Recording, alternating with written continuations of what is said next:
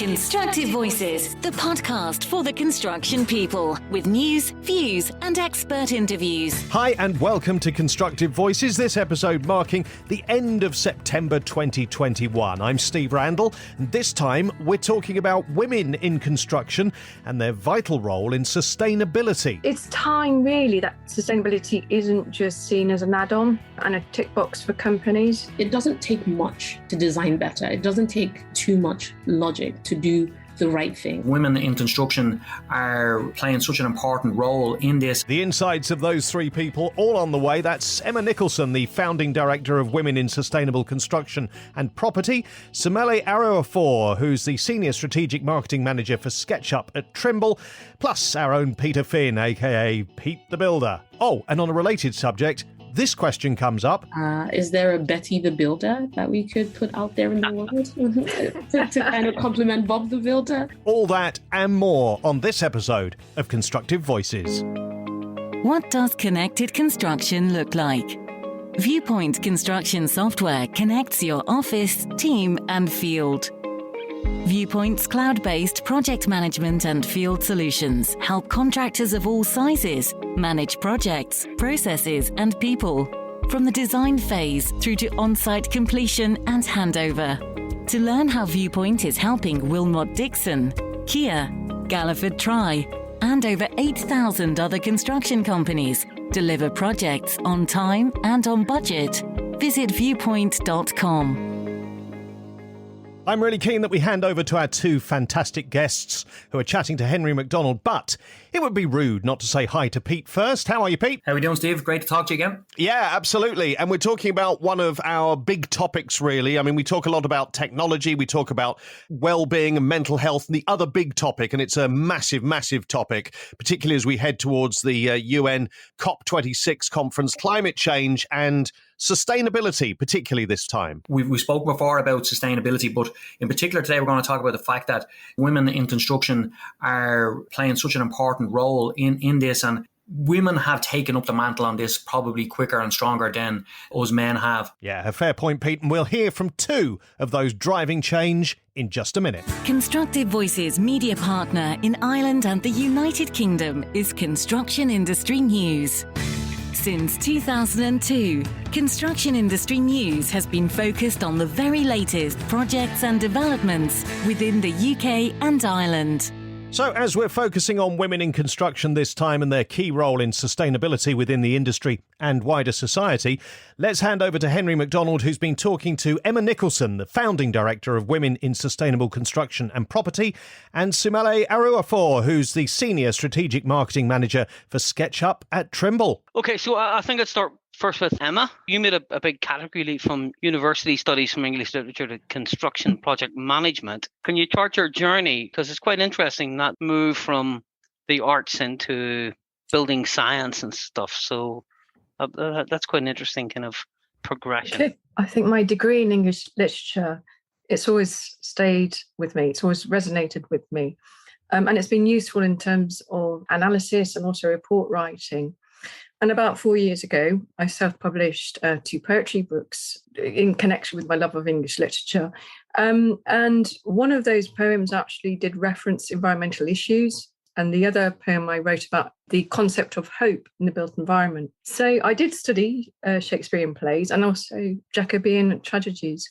And there is discord in Shakespeare's plays where everything doesn't run particularly smoothly. And I want to just reference here, when you think about Midsummer Night's Dream or The Tempest, and then, you consider all turns out well in the end. And this is pretty much the kind of thing that happens with construction projects, that they can be challenging and sometimes there can be discord as well. But hopefully at the end of the project, with the right governance and everything in place, they turn out well. So, it's quite tricky to kind of summarize my 22-year career, but I was a late comer to the industry and I was 28 years old when I came into the industry. And prior to that, I was a trainee project manager when I was about 28 years old. And prior to that, I followed my love of English literature and I was involved following my degree in various roles in advertising. I worked as an interior design assistant on high-spec properties in Knightsbridge and also South Kensington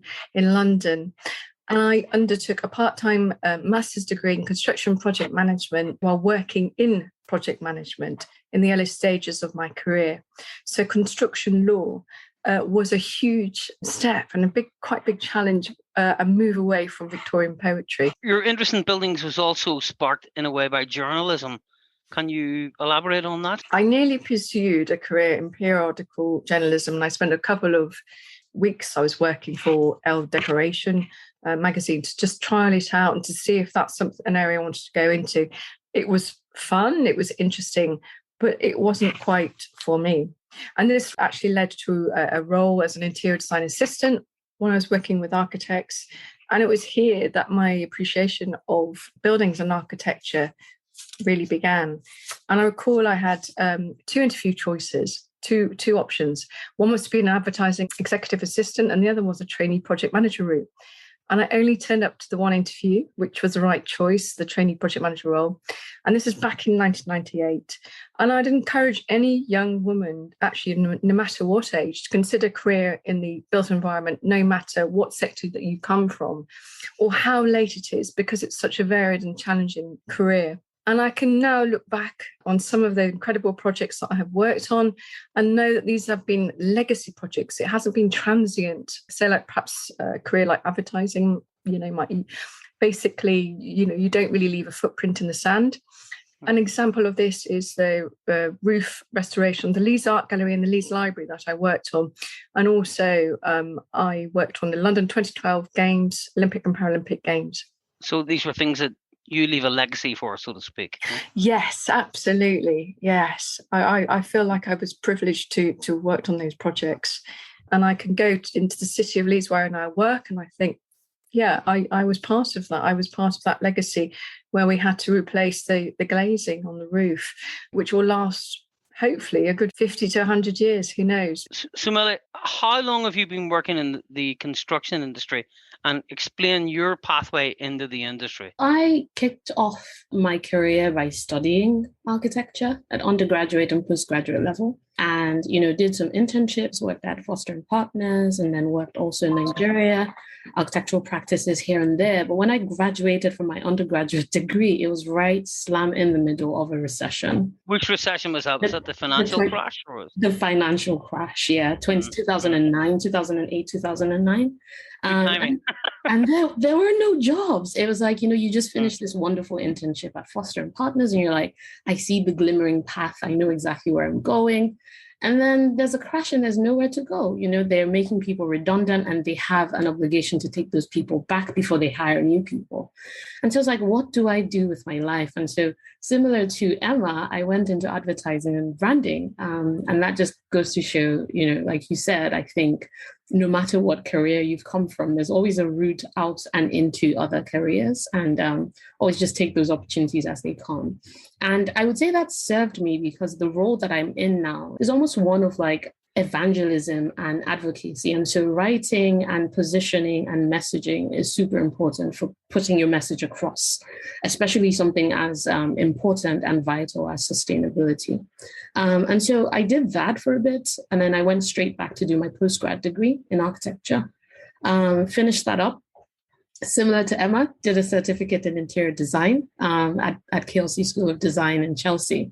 And I thought maybe this could be a snazzy, cool thing to do, because the projects you're working on, similar to Emma again, are amazing homes in Knightsbridge and South Kensington and Notting Hill.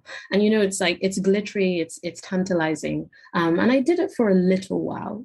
I was enjoying the projects because the budgets were limitless, but in reality, that's not what life is for most people. And so I got the opportunity to take an internship at Sapphira, which was a startup for sustainable technology. And so they were creating this software, which for me was mind-blowing. It was a novel software for building performance analysis.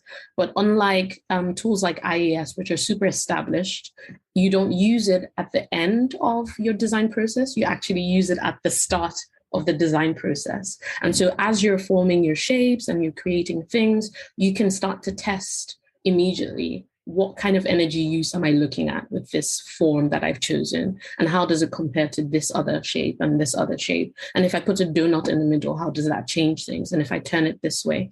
And so it was a really exciting prospect for me, because my understanding of sustainability was more esoteric whilst I was studying. But this like got you down to the nitty-gritty. Like, what does it actually mean in measurable terms for a building to be more sustainable than another building? And so that was kind of my entryway into more sustainable design and sustainable analysis. And Sapphire got acquired by Trimble, where I currently work today in 2016. And I've kind of taken multiple roles there since, kind of moving from architectural design associate to like marketing manager and senior marketing manager and strategic marketing. And so I feel like my background has kind of prepared me for the place where I am today. And like Emma said, I'd like to echo that. There is no limitation to taking on a new challenge and kind of jumping in. Everything stitches together to kind of help you do your job the best way possible. But I think a passion for what you're doing is the most crucial thing. And I think sustainability is definitely worth the devotion of our careers. Now, before we get in deeper into sustainability, I just want to go back a bit. You talked about, your experience working in West London, but you also mentioned Nigeria. Yes. How important was that? I mean, what impact has that had, that experience, on your career and how you see the business? That's a great question. And so I'm Nigerian, born and bred in Nigeria. I moved to the UK when I was 18 for university. And so most of my young life and young adult life was spent there. And so the climate is different. The needs are different. I remember when I was quite young, we moved into a new home, and there was this beautiful stairway that led upstairs, and nothing too fancy. What was great about it was that it had these aerated blocks, and you had gaps in the block that created an amazing light pattern, but also it was the coolest place in the entire house. And so the contrast from the hot sun outside into that cool space with the beautiful light and the shadows, that was where my love for architecture was sparked. The play of light, the experience of moving through space, but also the consideration for how people feel in a space, the comfort, occupant comfort. When I look back, it's just like that was the serendipitous moment that sparked the love for me. And then kind of watching Kevin MacLeod and Grand Designs like over and over and over again, it just made it feel like, I think this is something that I would love to do. I already had a knack for, the calculation side of things, but I also had a father who was a journalist and also an advertising person. So everything just kind of married together in the right way to make a really,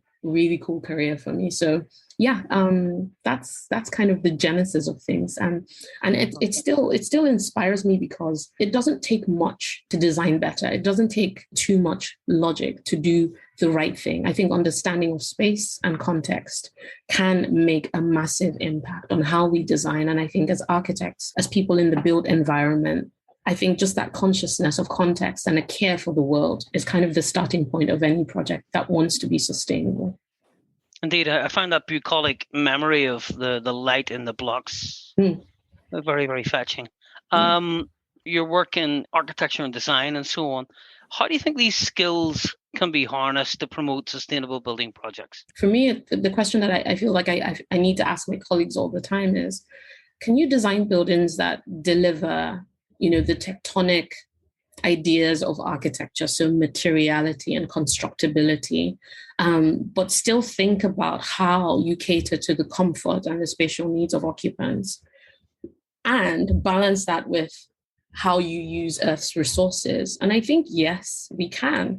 And we need to, with even more intention than ever before, because the impact of our work is more crucial than ever. And I know we'll talk a little bit more about the IPCC report in a bit, but I feel like architects have a really unique role in shaping the built environment. The spaces that they create are almost like the backdrop for the theater of humanity. But then they use real things, right? They use real resources. We have the ability to influence the ways that people live So if you want people to recycle and you don't kind of think about, well, where are the recycling bins going to live? Where does that go to within the supply chain of waste management?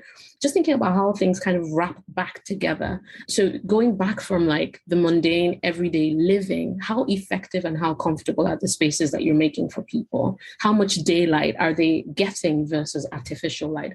Of course, if you're designing, say, for example, a lab, you don't need daylight, right? But if it's a living space or an office space, how much daylight are you giving people and how can they, regulate that? Are you putting blinds in? Is it automated? All of these specifications, are the windows openable or are they always going to be shut? Can they use natural ventilation? Or are we always going to be relying on air conditioning? And the day that the air conditioning breaks, like what does everybody do? Plug in a fan on the floor and use a bit more energy. And it's these types of things that, as architects, we have the ability to make those choices, those really important choices really early on. And so I feel like just by considering the size, the type, and the placement of your glazing or your shading, you could make a building daylit and naturally ventilated for maybe 3 months more in the year than if you didn't consider it at all. And inevitably, that cuts down utility bills for the owner of the building, but it also means that they'll burn less fossil fuels. And that just helps us as a global community manage the resources that we have a bit more. So I think material choices, design choices, when architects do it right, you get that sustainable benefit, but also you reduce rework on projects. Like when you think about things a little bit earlier, things aren't value engineered at the end of your project, right? You've already thought through the processes. Everything is kind of intricately stitched together so that when you come to pricing it off or getting bids out, it's very difficult to dismantle the beauty of what you've created because you've thought through how it impacts energy use, how it impacts the client's budget, and all of those things. So I think there's a lot that an architect can contribute in making more sustainable buildings, certainly. And of course, not just sustainability, we're living in the COVID or post-COVID age. Ventilation is going to be super important. It's going to be central to thinking for a very long time to come. 100% agree with you. And I don't know that any other time has taught us that than in the past 1.5 years. The value of our homes. There was nowhere else to go, right? And so how comfortable is your home in the middle of winter and in the middle of summer? And how do you kind of transition between those two seasons? So I think, architects, vital, absolutely vital. In terms of the industry, where are you now both based? What numerous roles do you play in terms of general sustainability in the business? So, Henry, I work part-time from home. I also work in the Leeds office of a global property and construction consultancy. And I'm part of an infrastructure team. I'm currently working on a large university estate and I'm supporting them with their net zero journey by a certain target date. So this involves programme and strategy support with regards to removing gas from the estate. And in terms of industry and my sustainability credentials, I'm a fellow of the Institute of Environmental Management Assessment. I'm also a chartered environmentalist, and I'm a member of the Women's Engineering Society Climate Emergency Group.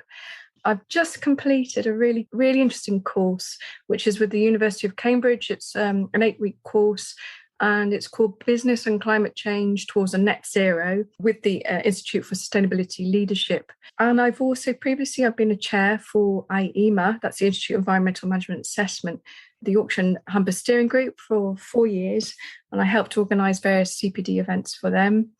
And I'm currently a member for the Zero Carbon Transport Group in my hometown of Harrogate, where we're pushing for Car-Free Fridays, which is voluntary, but it's about trying to raise that awareness, really, to reduce carbon emissions in the local community. You also are a sustainability ambassador. What does that entail? Yeah, I mean, sustainability can also involve equality, diversity and inclusion. That is, I think it's UN goal number 5, which covers gender equality. So I am championing a lot in terms of diversity inclusion. I'm an ambassador for the Institute of Directors in terms of equality, diversity, inclusion. And I also promote EDI and embedding that within the Women's Engineering Society. And I'm also on the EDI Specialist Interest Group with the Chartered Institute of Building. I've also kind of got a link with the United Nations Association in Harrogate, and I've attended one or two of their events as well. And I'm also a member of the Women's Engineering Society Climate Emergency Group that I've mentioned. And they are doing some fantastic work on developing various webinars up to COP26. And so I do try and attend their meetings as well. So I also push the agenda as well as founding director of Women in Sustainable Construction and Property, which I'll talk about a bit later. But that's now quite nearly 1,400 members. Set it up on LinkedIn back in 2010. And that has just kind of grown over the last 10 years. And, just use it for the networking. And I suppose it's become international as well. So it's interesting to see posts from people, not just in the UK, but also internationally too. And so, Molly, I mean, where are you now? What are the organisations you're involved with? What does that entail? Yeah, I have to say that Emma's CV is phenomenal. And, I will be definitely tracking some of the organizations that you're part of. I wouldn't say that I'm as involved as Emma is, unfortunately, but this gives me a lot of spark to try and really latch onto some of these initiatives and just see where I can fit myself in. But within the role that I currently play, I would say that there are very few women within the space that I occupy. So having a knowledge of, an architectural background, but also a slant on sustainability. And so my role encompasses writing a lot about our customer successes. So this means that I'm constantly in contact with our industry and folks that are doing great work globally. So Trimble is a global company, and a lot of our customers are across the globe. So India, America, here in the UK, and across Europe. And so a lot of the work that I do is capturing those successes and actually evangelizing them back to the world and saying, hey, this is possible. It's not just doom and gloom. There is work being done, and there is hope for us to actually get it done and get that impact. So, there are projects where, from small ones where one of our customers has used SketchUp and Sapphire to kind of design the entire building, but then design a net zero building where they have a utility bill of about $12 a year, which is ridiculous. Wow.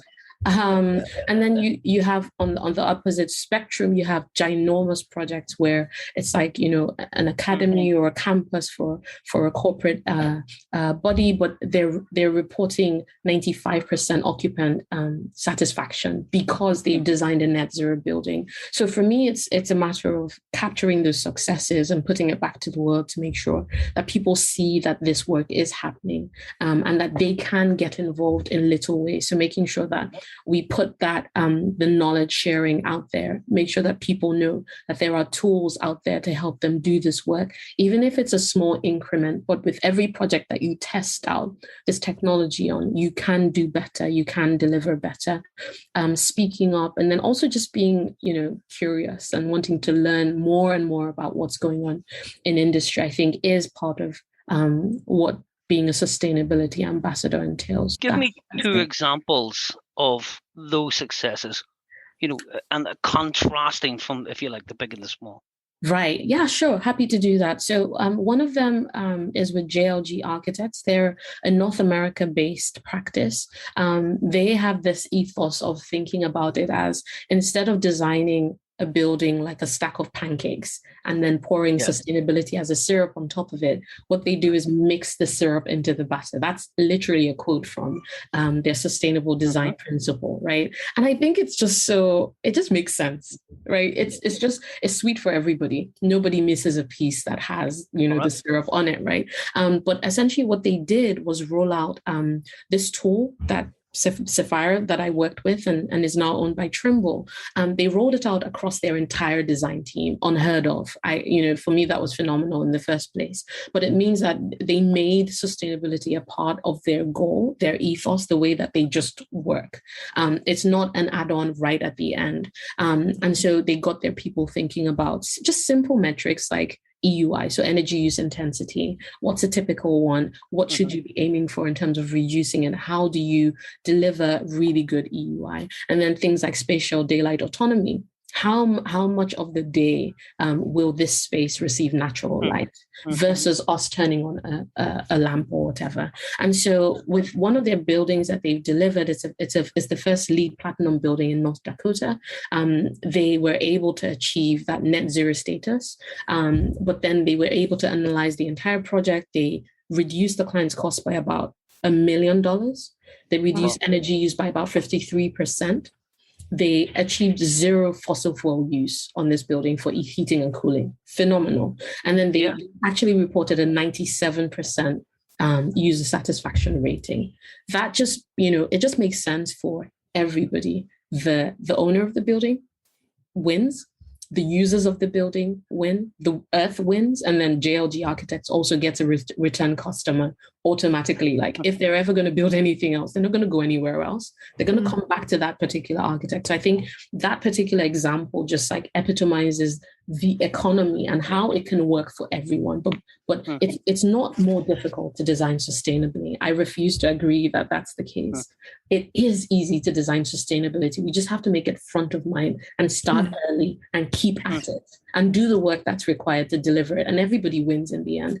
I guess one more thing that I might add is, with the smaller building that I mentioned, they also use SketchUp and Sapphire to model from the very beginning. And where was this smaller building? Where was it based? This one was in Iowa, which is also in North America. And they had a very small budget for this project. So they weren't doing anything fancy. I think this was a family home. They tested lots of different forms. This one was, the impact was got from architectural design. So what kind of form do we want to go for? How do we simplify the internal layout to make sure that you're not using up more material than you need to use and you're not creating more junctions than you need to do? You have thermal barriers that actually connect across board, but it's not just the design, it's actually enforcing the value of the design that you've created on site so that what you think you want to execute is actually executed on site, and then you get the building that you actually desire. And so that one was a real tight collaboration between the client, the owner of the building, and the architect, and they were able to achieve those stunning annual capital costs. So amazing projects that just keep giving me the hope that it is possible for us to design really well, not sacrifice architectural integrity, but still achieve sustainability and keep the world kind of going around its axis and not, destroying all that we live in. Let's talk about the IPCC report and the pressures on the industry for change that are bound to emerge in Glasgow this November. What do you think are going to be the pressures specifically on construction? In the lead up to COP26, there's been a real plethora of webinars from organisations and institutes such as IEMA on environmental matters, and it's going to increase. We're going to see more and more. And I think we need more sustainability ambassadors. We need more chartered environmentalists. And I do believe that environmental management and sustainability is such an interesting career for a young person. I shouldn't say just young, anybody, any age, just to move into. I think at COP26, we know that there will be many sustainability representatives and also ambassadors taking part. There's a climate change festival. It's kind of like a fringe for COP26, and there are going to be so many events happening in local towns, in local cities. So, for example, I mentioned about Zero Carbon Harrogate as well. They're doing some fantastic initiatives in the lead up. For example, the local college in Harrogate is getting involved with environmental activities. It's important about raising awareness, educating others, and imparting the demands of the IPCC report in a way that can be understood and delivered appropriately. So I think as well, people are posting things out on LinkedIn, and the message is getting out, and it's as you say, it's timing the demands of the IPCC report. It's just got so many sort of reaching out in so many different ways. And I think what's so exciting is the enthusiasm, the energy, and innovation, seeing innovation come through. I don't know if you have anything to add to that. I'm sure you do, Samela. Yeah, I took a look at the IPCC report, not the entire thing because there's thousands of pages, but the technical summaries. And some of the things that I saw in there were, the fact that buildings and the construction sector is responsible for over a third of the global final energy consumption and nearly 40% of total direct and indirect CO2 emissions. Our industry is responsible for a third of energy use, final energy consumption, and 40% of emissions, CO2 emissions. That tells me that, the work that we're doing, the built environment has a ginormous impact on it. And so as long as we keep dialing in these ideas about delivering better buildings, delivering more sustainable buildings, we can have a greater impact on the world's climate. And so if we keep burning fossil fuels just to keep people comfortable and to power the technologies that support modern life, we're just going to be heading in off a cliff at some point. But I feel like the report and the conferences that are coming up are almost like a battle cry to, hey, we can do much more. Like, everybody get involved, get your hand on the wheel, and let's drive this thing in the opposite direction. There is still hope. But I think that the only thing that I would add to that is that for as long as we don't track our use or our potential energy use as we design and as we build, if we don't track and if we don't check what we're creating and how that's impacting the world, we will not measure it and we will not understand the impact and we will not be able to dial it back. So for me, I feel like if I had one stand where I could scream it from the rooftops is get the technology. Once upon a time, that technology didn't exist to track what we're doing and how we're doing it and what impact it's having on the world, but get the technology that's now available to track that potential energy use, to track that CO2 emission use, to track embodied carbon. Get the technology, use it, track what you're doing, and try to do better with each project, with each step of your design phase, all the way through to construction. Just keep doing the work because there is still hope, and that the little drops make a mighty ocean as long as everybody's contributing. Given both of your depth of your experience in construction, in the building industry, do you think the big forces in the business get it? Do you think they've bought into this idea? Maybe not, but I think this is where we need to also speak their language, right? And this is what I mean by that. We need to speak to the base goal of every business, it's profits.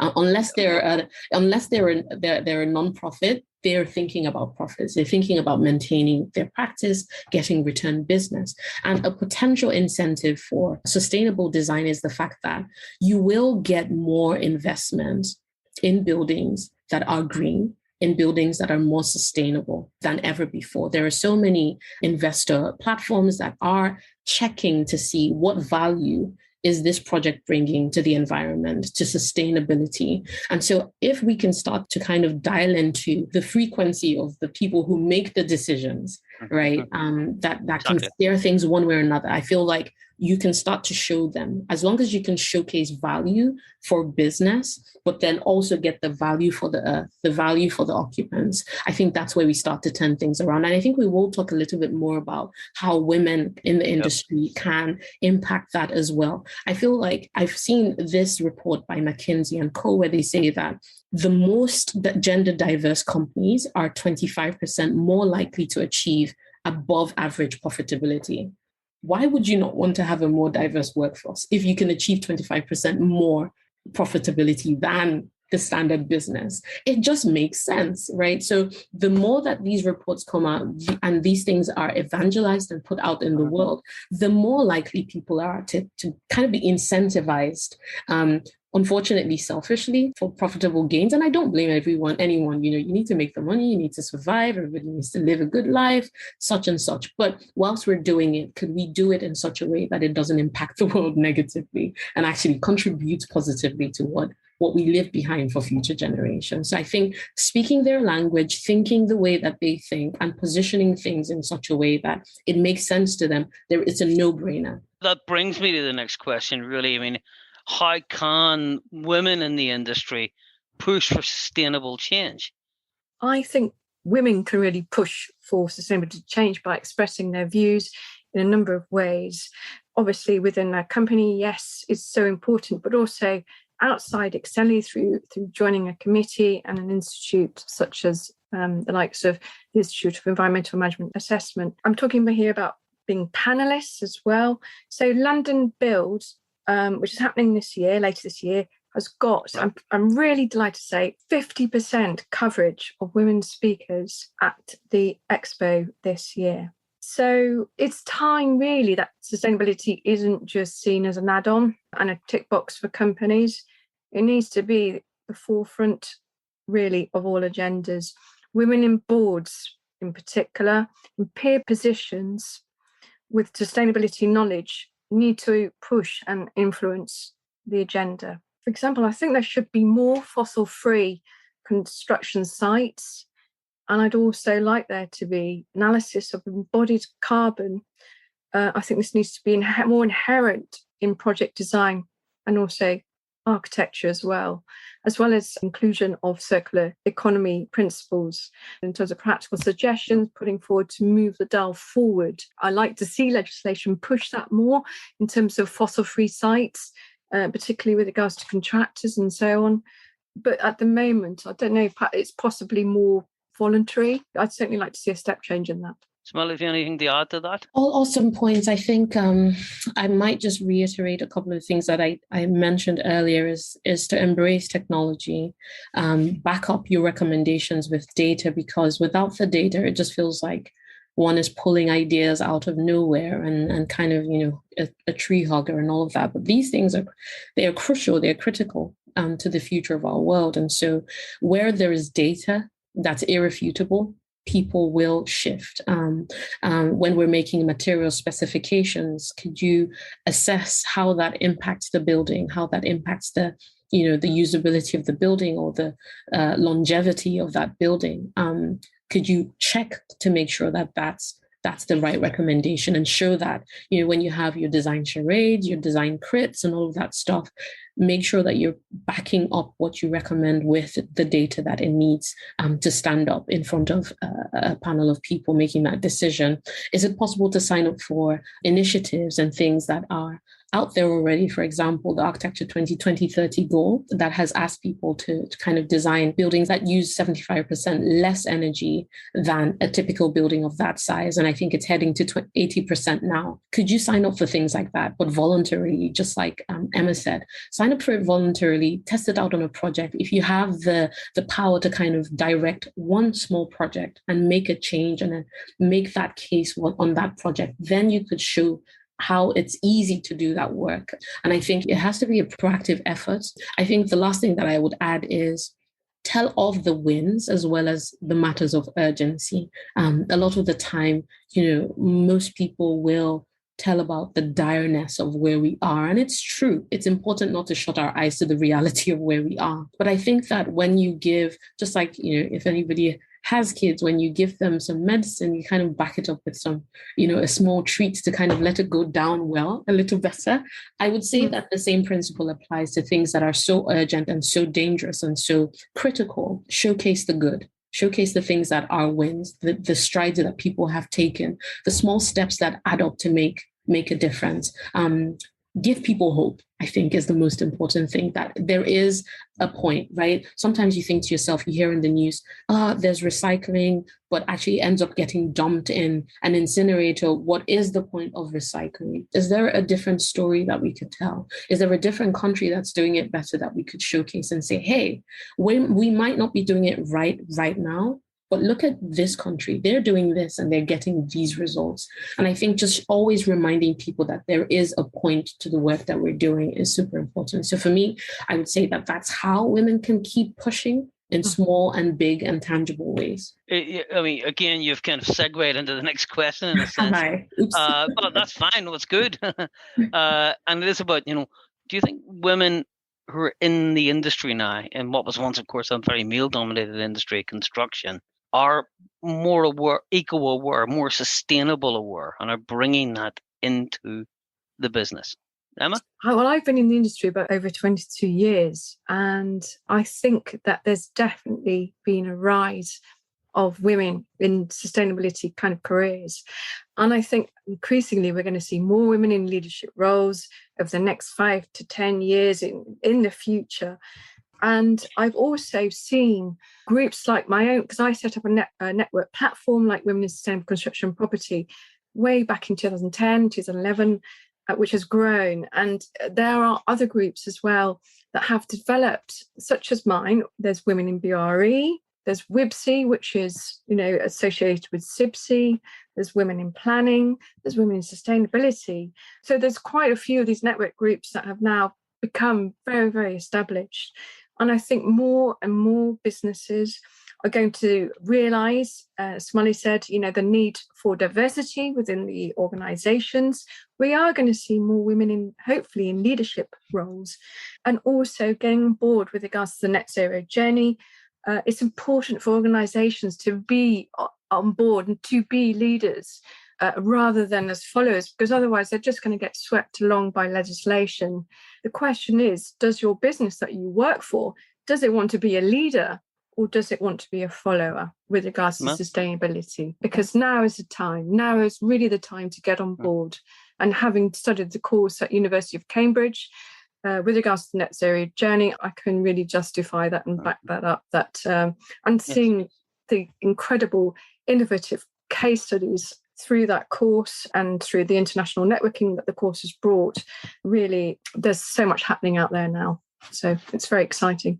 I think one thing that potentially Emma was alluding to is that there's been a rise in the number of women within the construction industry over the years. And I have to back that up. When I was studying for architecture, there were a handful of us girls on the course.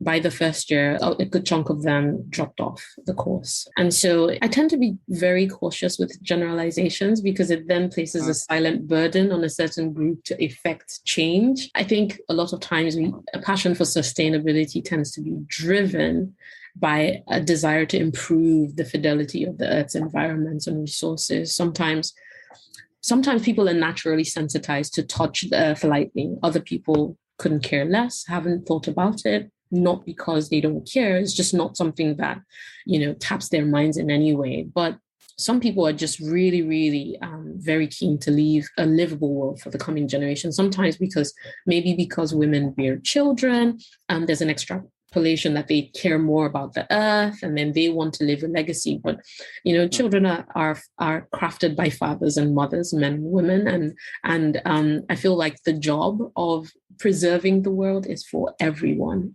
There just needs to be even more room on the table. The decision makers, the leadership, just like Emma was talking about, there needs to be more room for women at those levels of authority, because you only understand your lived experience. As a man, you will understand your lived experience, or you will extrapolate based on a wife or a mother or a sister. It's what you observe that you will know. And so I think that for us to collectively contribute all of our ideas, all of our innate natural knowledge and ways of thinking, everyone needs to come on the table and do that work. And space needs to be made for women to contribute to that conversation and to move that forward. Although construction is still very male-dominated, I would say there are aspects of it that are not really women friendly. The branding of construction on site has not historically been unbiased. It's not been diverse, and so I think there's still a lot of work to be done there.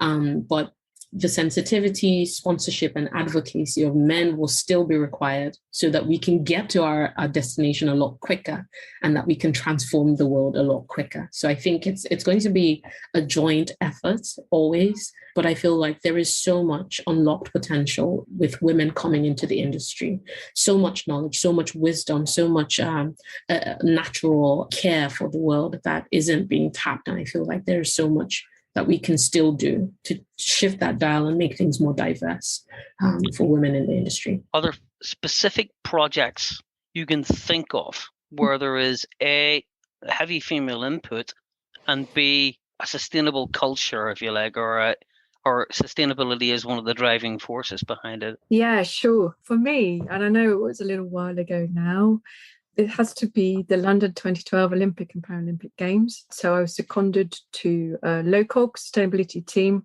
while I worked for an international consultancy, Wide Level Bucknell. And here, I think there are a number of women that really help shape the legacy and also help to drive sustainability in games. And the names that come to mind to me are Kirsten Henson of KLH Sustainability, also Sue Riddleston of Bioregional, who has developed the One Planet theory and is now OBE. And when I worked for the local department, I worked with some really fantastic, talented women with sustainability backgrounds in my team, have now gone on to do really good, really interesting projects as well. Together, we obviously working alongside men, and we drove some really ambitious results with regards to zero waste to landfill. There was very ambitious KPIs, which I helped to also project manage and monitor. And I think just generally there was just great energy and a huge team ethos to make the games really successful. So sustainability was implemented, it was integrated into many of the guidance and project delivery requirements. And we challenged the suppliers as well on sustainability to ensure that they complied. So for me, that was a specific project that I can think of. So I have a couple of people in mind that I've seen through my work, like reviewing projects that people are doing using some of the tools that I'm involved in. But somebody a little bit closer to home is Dr. Chiko Mbe. She's a doctoral researcher here in the UK, and she works very closely with really on amazing projects. So she's based in Salford University, but her focus is inclusive design, which also includes sustainable design and lots of really amazing projects. So thinking about things about population aging, inclusivity. And I think, like Emma alluded to earlier, sustainability is a much wider thing than just, building energy and embodied carbon. It's all about getting everybody within the global population to feel included within the things that we create. Another person who's not quite on this side of the pond is a lady called Kylene Rockwell, and she's a lead AP performance analyst at HKS Architects. And she's probably one of very few women that I've seen in that space who's actually training architects on how to do sustainable design by using technology, early stage energy modeling. And she's part of their sustainability design green team. And so for me, it's been a bit rare for me to engage with lots of women within the industry. Unfortunately, sad to say that, but it's been the reality of my experience so far. But those two people I feel like are kind of unicorns, young women who are really trying to make a difference within their niche roles. So I suppose finally, my final question is your vision of where you would like construction to be, both in terms of female participation and equality and also sustainability. I would love to see greater accessibility into the industry to start with. So education as one facet of that, and then academia as the other facet of that. So I hope that in the next 2 decades, there will be clear pathways for people or for women to enter into the workforce, that it will be possible for them to be educated and shown that it is possible for women to be within the industry. So it's the toys, it's the books, it's the programs. Is there a Betty the Builder that we could put out there in the world to kind of complement Bob the Builder? I think it's from that level, it's from that age that you start to influence those perceptions that this is for a man, this is for a woman, and it is open to everybody. Books and innovative technologies, that those things are even more accessible. Trimble does this thing with its tech labs where it collaborates with universities and actually offers its technology to students. And so there's a lot of symbiosis between this is what is innovative in industry, but what you're learning actually matches up with what is needed in the world. So I think more initiatives like that open up these technologies to people. Is it laser scanners? Is it software? Whatever it is that would spark that love and that joy for the industry, I would love to see that being more shared. There are apprenticeships and things that lead into male-dominated degrees. Are there professionals that go back and inspire people? My hope is that we'll have even more women teaching within our industry and showing people that it is possible to rise to the top of the game and still come back and give back to the world and show people how to get there as well. The second thing, that major headline would be even greater visibility, mainstream visibility for women and representation of women within the industry. So it's about age. So women of all ages being represented in construction, women of all races being represented in construction, different backgrounds, whatever it may be. Imagine more Sarah Binneys, more Emmas across the world who are championing things and, on panels and setting up, all sorts of different initiatives.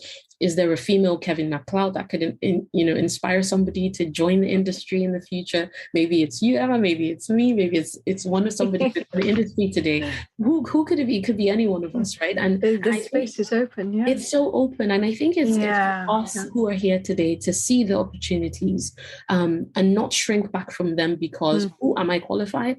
And it's more of how would this inspire the next generation, stepping into those shoes, not just for self, but because it can make a difference for those who are coming behind us. And the last thing I will touch on is the retention of female construction workforce across all life stages. I think it's one thing to enter into the field. It's another thing to stay there and actually make a difference. I think construction has the lowest proportion of women-owned firms today.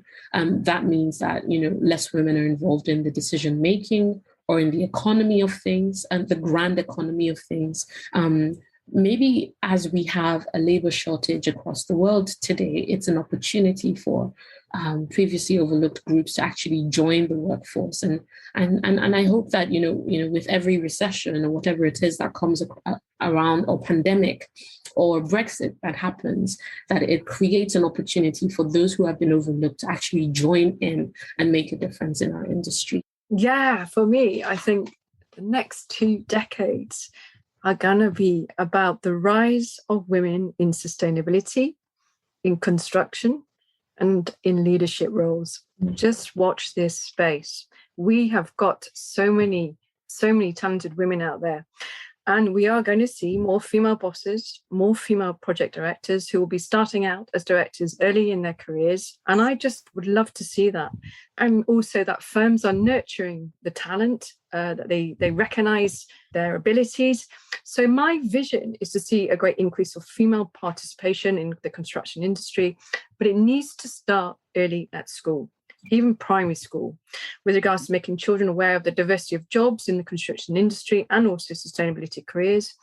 There needs to be more STEM ambassadors within organizations that can go out and spread the word to school children. And there needs to be a step change to avoid shortage of skills and also to address climate change needs. An interesting book by Susie Ramroop, Be the Leader You Want to See. So it's an interesting book that I have read, and I just want to recommend that for consideration to the listeners. We're all learning all the time. And as I say, it's never too late to make a start in terms of the career, and don't be afraid of failure. You can become more resilient and stronger through any lessons that you have learned. Absolutely agree. Imposter syndrome is real, but everywhere where you are meant to be. So take the space and use it for something that matters.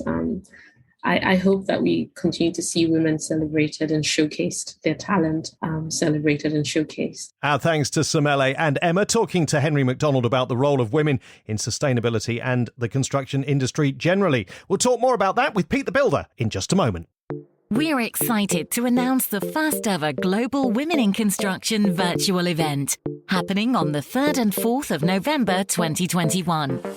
This will be a quarterly event along with a LinkedIn group for you to have ongoing networking opportunities. Our global guests will be discussing how women globally can collaborate to create sustainable change, especially in light of the IPCC report. Why corporate social responsibility should be at the heart of your business. Construction contracts and collections for women, the backbone of the construction industry. And last, but certainly not least, Project Management 101 and becoming a certified construction project manager. To discover more, go to our website, constructive-voices.com. The Global Women in Construction virtual event is sponsored by Commercial Construction Coffee Talk, Commercial Construction and Renovation Magazine, and Constructive Voices. Well, Pete, two great guests talking to Henry and that big event coming up in November. I know you're a big supporter of the role that women have in construction and that you feel that they really are going to push forward with the sustainability agenda. Without a shadow of a doubt, to see women in construction is something that I have always been supportive of. But to see women taking this subject on and taking this challenge on, I think is absolutely necessary, and it's absolutely going to be beneficial for us, because the global situation is such a big challenge that it's probably the biggest challenge that us as humans will face going forward and could possibly have ever faced. And I know that sounds a little bit like the first scene in a disaster movie, but, you know, it's real, lads. Like, I mean, we've had this report that's come out from the IPCC. Now there's deadlines, there's targets that we've got to reach. And to reach those targets, we've got to be proactive, and we've got to put systems in place, and we've got to make sure that people listen. And you know what? The women of this world have stepped up. If you look at the groups all around the world and you look at who is driving them, the CEOs on an awful lot of these councils are women. I think over 50% of the CEOs on the Green Bill councils are female and are really pushing this subject forward. And it's great to see. And you know what? We absolutely need it. Yeah, definitely. And I think as part of the wider diversity and inclusion topic that we, again, have talked about already and will continue to talk about on this podcast, you know, getting perspectives from all kinds of different people, whether they're women, whether they're from different cultures and backgrounds, disabled people who have a lot to offer as well in how we need to construct things that are right for everybody and right for the future that we're all facing. And I think this plays into that perfectly because, as you set out, women have been working in the areas of sustainability for many, many years, driving the agenda in many cases, and bringing that into the fore in construction is going to be a big part of getting this right. 100% correct. And we all have a part to play. There's just no doubt about that. No matter who you are, where you live and what you do. But there's two people in my life that I listen to the most, and that's my wife and my mother. And when they speak, I listen. The strength of a female's perspective can never be underestimated. And I really do feel that this could be our strongest card that we have to fight this battle, because when us men look at stuff, sometimes we can be a little bit too macho, we can be a little bit too bullish about how we do stuff. And perspective, you used that word a second ago, Steve, and that is the key. It's perspectives from everybody involved. It's from the young, the old, the females, the males.